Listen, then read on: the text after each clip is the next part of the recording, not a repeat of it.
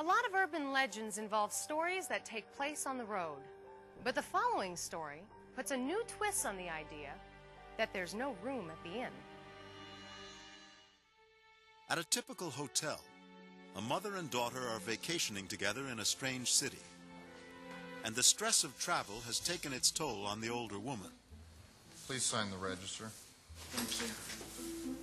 She barely has the strength to sign in. Are you okay? Oh, I'm so tired. Have a nice stay. Thank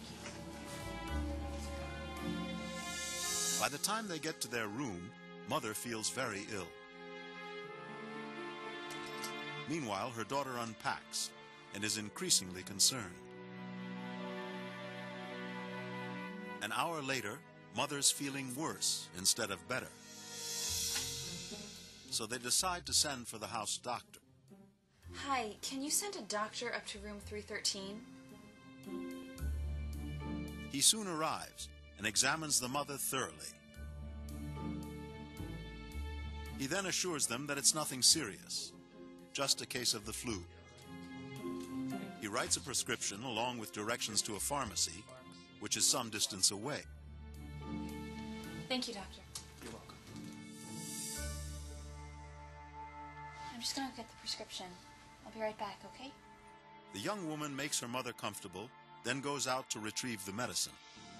But in the crowds of the strange city, she gets lost. Hours later, when she finally returns with the prescription, she's exhausted and wearily tromps up the stairs to find her room. But try as she might, she can't seem to locate her suite.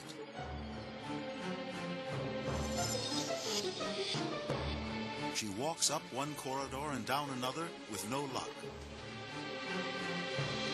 Completely confused, she finally gives up and heads to the lobby for help. Excuse me? Yes, how may I assist you? There, she finds a new clerk behind the desk. I'm sorry, I feel like an idiot, but... She asks him to direct her to her room. What's her room number? 313? There is no 313. But the clerk claims there is no room in the hotel with that number. She must be mistaken. She tells him that she checked in only hours ago. And she describes the other clerk and the hotel doctor who assisted them. Other clerk sent up the house doctor? But the new clerk claims he's been on duty all day. And there is no hotel doctor. This is ridiculous. We signed in. We signed the register. You see that? Further, neither her nor her mother's name are in the register. She doesn't understand. All she knows is that her mother is sick and needs her medication. She's insistent. She threatens the clerk. I am going to get to the bottom of this. Ma'am? Then heads off to search again for her mother. So leave the hotel right now. Get your hand. But the clerk won't let her just wander through the hotel. And when she resists, he brusquely escorts her out of the building. Let me in! Let me in! What is this? The Twilight Zone? Let me in! My mother... Even as she shouts in vain for her lost mother, whom she never sees again. Hey! This legend has resided in the public imagination for about a century. It's often set in Paris during the Great Exposition of 1889. The women in question are usually foreign visitors to the fair. Like many legends, it's a tale of urban paranoia about the dangers of being a stranger in a strange land. Some versions have the woman returning to the hotel only to find that the clerk no longer speaks the same language. Again, this underlines the sense of being isolated in a moment of desperate need. This particular urban legend has an underlying message involving a fear of being stranded or isolated.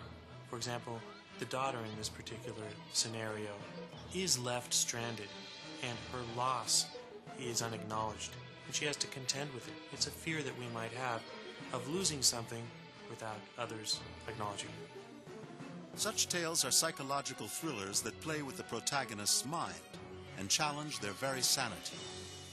This particular urban legend could have been formed by an actual event, and in this particular case, the daughter in the story could have been delusional. Maybe. But in places like New Orleans, there are those who believe that the tale is rooted in supernatural fears. The vanishing hotel room is the work of ghosts. Such is the case with the landmark Monteleone Hotel. We've had a very unusual happening in the lobby that's been observed by both our front office staff, bellman, concierge, front desk clerks on a regular basis, and that is that the main restaurant, which is Le Café, it's open for breakfast and lunch, and at 2 p.m. they lock the doors to Le Café. But usually between 7 and 8 every evening, even though the doors are locked, they open.